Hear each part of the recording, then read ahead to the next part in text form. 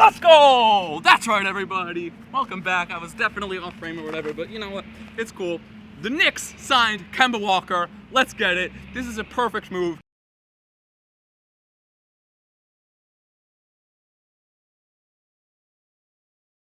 So yeah, the Knicks got Kemba Walker. I'm so excited. I'm really happy for him and just happy for the team because we're getting a player that this team desperately needed. We needed the player that could hit his own shot, of course, from the mid-range. He could hit shots from three. He is a very fast player, one of the fastest guards, I would say. So now we're getting a player that could really get to the rim a decent amount too.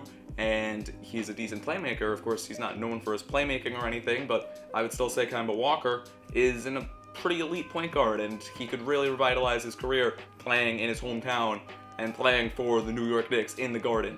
Because with this team now, we're really looking like we are going to be a very legit contender in the East. We already had home court advantage last year, and now this team got better. How could you say we didn't get better? We have Julius Randle. Julius Randle was the most improved player last year. And do you think that he's just going to do nothing this offseason?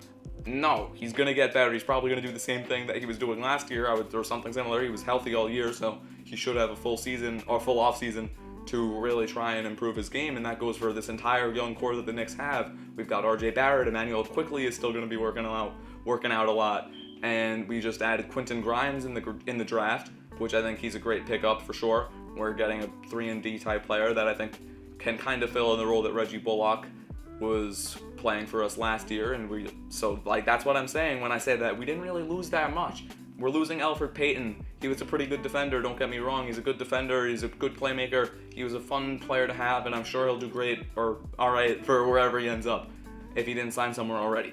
But I just think that this team in New York, like, how could you not think that maybe we're actually going to be top 3, top 2? I don't want to say the number 1 seed, but yes, I do. I'm going to say it. It's possible. Why not? Everyone else around the league is changing up their rosters a little bit. I mean, yes, Brooklyn might have a fully healthy season and just be the 1 seed. Same thing could go for Milwaukee, but they're losing PJ Tucker, and I think he is a very good player for them. I know that they just added him at the deadline, so it wasn't like he was there at the beginning of the season, but if you saw in the postseason, of course, he was one of their main players and one of the biggest reasons why they were able to make it out of the East in the first place and really win this championship. So he's gone from this team, and they're not necessarily getting too much. They're also losing Bryn Forbes, and yes, they brought back Bobby Portis, but Brooklyn, I think, is looking a little bit, Milwaukee is looking a little bit iffy right now, and Brooklyn is not looking good either. And now we've got Miami, who's gotten a lot better, of course, with Kyle Lowry, Victor Oladipo re-signed, Duncan Robinson re-signed, and this whole team is looking like they are going to be better. Like, there's no getting around it. Like, yes, they lost Precious Achiuwa, and I mean, yeah, he's not that great for them. Like, he played a little bit, of course, but he was not one of their key players, of course.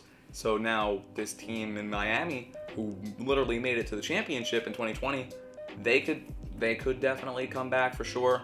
So I'm going to be worried about them a little bit. And Chicago, I should probably mention Chicago. They got the point guard that I really wanted the Knicks to get, honestly, in Lonzo Ball.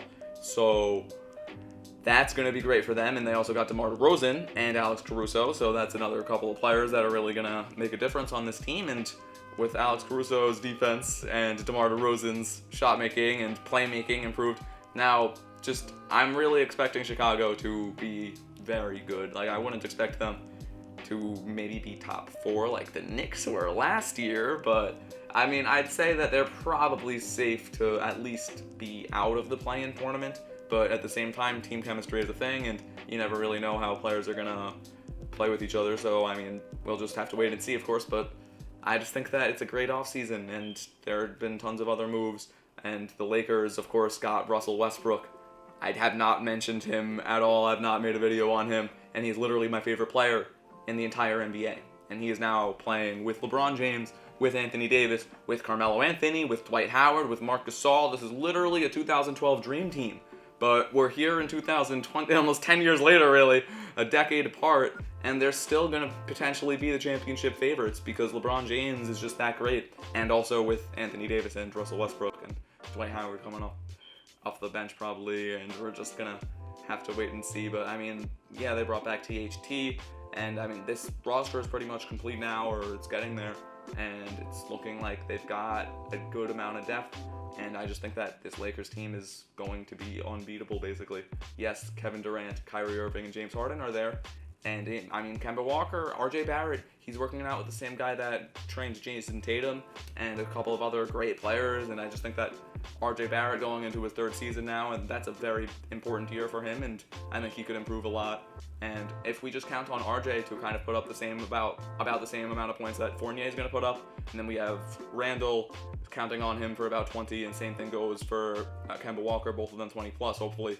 And then we've got Derrick Rose, Alec Burks coming off the bench, Emmanuel Quickly, Obi Toppin, and Mitchell Robinson is probably going to give us about 10 or so, and then Nerlens Noel, same, maybe a little bit less, but still, like this team, Taj Gibson, just Quentin Grimes is going to score something for us, probably, I would say. So this is so good. It's great to be an NBA fan. I just don't really know what else to say. I guess I'm going to give you guys a full offseason recap when I'm going to really go in depth with every team and just talk about who I think won the offseason and all of that in a later video. But I just kind of wanted to make another video tonight just for all of y'all, because I know I haven't been the most consistent, and I do apologize for all of that.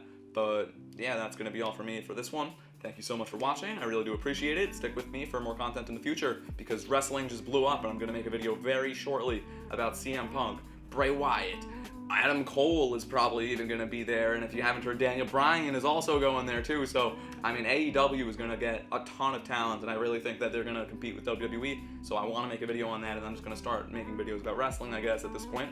So yeah, if you want that and just sketches, even music, I'm probably going to make in the future, so look out for that with a ton of different collabs and whatnot, but you never know what to expect. So yeah, have a great life, and stick with me. See ya.